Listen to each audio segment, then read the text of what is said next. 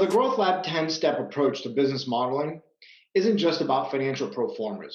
We believe it's important to start with strategic marketing, customer segmentation, pricing, and the revenue model. Turning a company's story into a series of financial statements is a combination of an art and a science. The art is the business acumen of interpreting vision and facts into assumptions, while the science is a collection of facts, market observations, and financial statement analysis to inform the algorithms and the assumptions. Over the course of our many engagements with customers and helping them articulate their verbal story into numbers, dollars, and grounded assumptions, we've distilled our business modeling process down to 10 key steps. Step one, it always has to start with your addressable market. You have to know who the customer is, how big the customer base is, and how deep it goes. You need to know the customers that are ready, willing, and able to buy your product or service. Knowing your customer is ultimately going to improve your marketing ROI, either by increasing your conversion success rate or by decreasing the overall customer acquisition cost. Step 2, figuring out your customer acquisition cost. Your customer acquisition cost is the cost of the company of acquiring one new customer. That cost could be things like marketing, but it could also include sales development representatives or even product demos. Customer acquisition cost can be calculated based on your cost for 1,000 impressions, or even for paid ads, something like your cost per click. Understanding your customer acquisition cost will better help you optimize your marketing budget in total. Knowing your customer acquisition cost will better help you understand at the same time how much capital you may need to raise if you're going that route. At GrowthLab, we kind of like to take this in a simple 3-step approach. Step 1, with your product or service, how many customers could actually benefit from that product or service? This is your addressable market. Next, part 2, with your marketing budget, how many customers can you actually target? This is now your target market.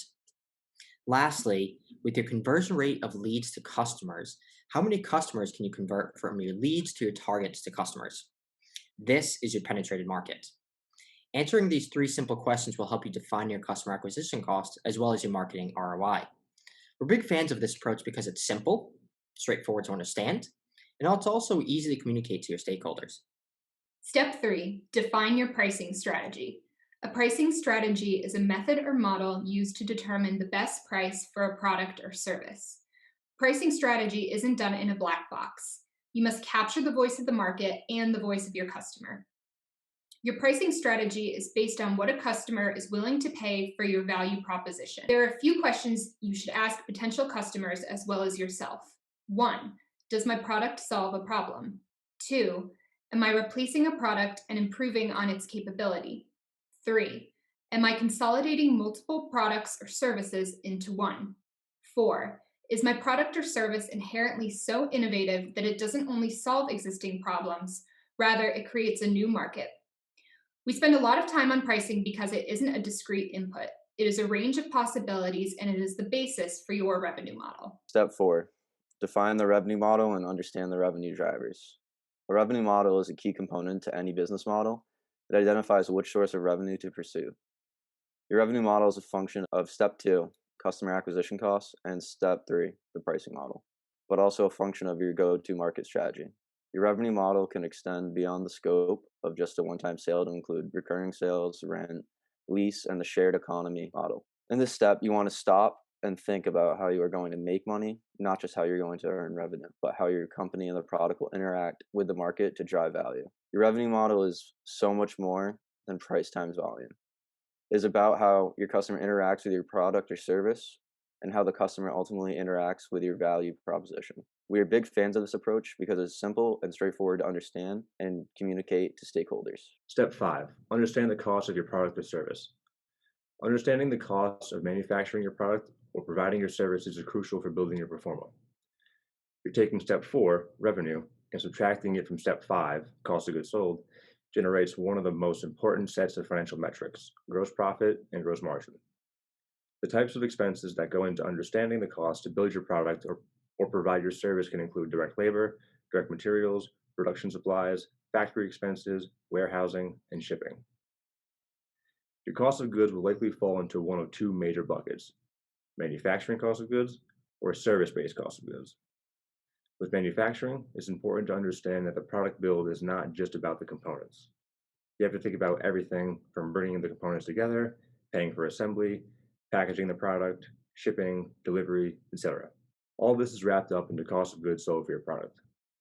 The second bucket, for service-based businesses, includes some of the systems that are required, the people that provide the service, and travel costs to provide the service. There is no steadfast rule as to what is included or excluded unless you are truly following GAAP accounting. Our approach is less about rigorous accounting policies and more about understanding the impact of your cost of goods sold on your cash flow and where you are making and losing money. Step 6, build an all-star team, the right capability and the right timing. So you need to know what people, capabilities, the business needs, along with knowing the timing of when you need to hire each capability. You don't want to get too deep too fast and be overstaffed. Your HR strategy needs to be tied back to the product development roadmap, your sales and marketing roadmap, and overall operational scaling of the business. So your business model should be a framework to help you answer the question, what capability and how much of it will I need over the next 3 to 5 years? We like to see companies start with a small HR footprint and begin to build a hierarchy, the organizational structure, the departmental functions, and scale from there. For a scaling business, it's okay to build the HR framework in your organization as a function of growth versus individual discrete hires. Step 7, operating expenses. Here, we want to focus on scaling and not sweating the small stuff. The important thing about operating expenses is to focus on revenue growth, customer acquisition, and lastly, scaling. Operating expenses that don't power these three things should not consume your time and energy, aka don't sweat the small stuff.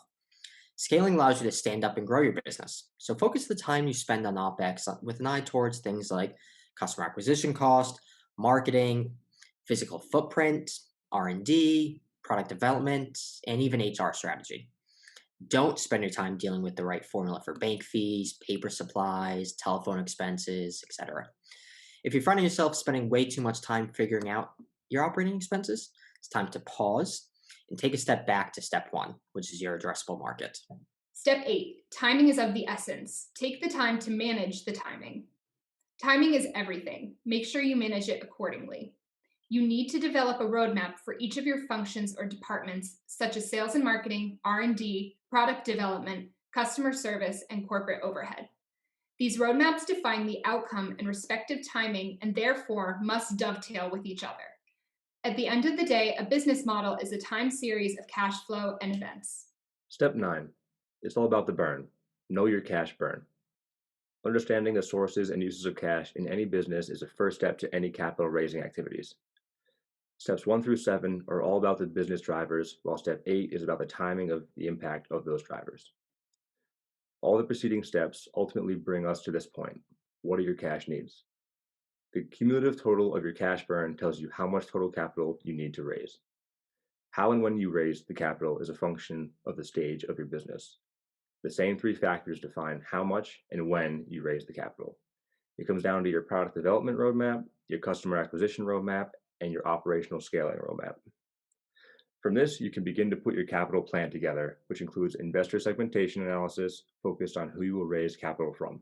Step 10 of our 10-step approach is go back to step 1. Now that you understand your cash burn, how much capital you need to raise, and when you need to raise it, the last step is to don't pass go without revisiting step 1.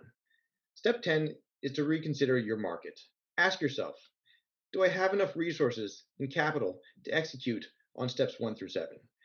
Do I have enough cash to market to my target market for the next 6 months? Do I have the right people to execute on the sales and marketing strategy? Do I have enough capital to execute on the product development strategy? Is my thought process in scaling operations in sync with my customer acquisition timing? If your answer is no to any of these questions, you need to reconsider how much capital you will raise and the timing of that raise, and go back through the 10 steps to hone your model and hone your thinking. So as you can see from our 10-step approach to business modeling is not simply about generating a series of financial statements to slap into your pitch deck or show to your investors. It's so much more thought that goes into what you're doing, how you're doing it, and how you're going to execute. Take a stab at the 10-step approach to business modeling and let us know how it goes.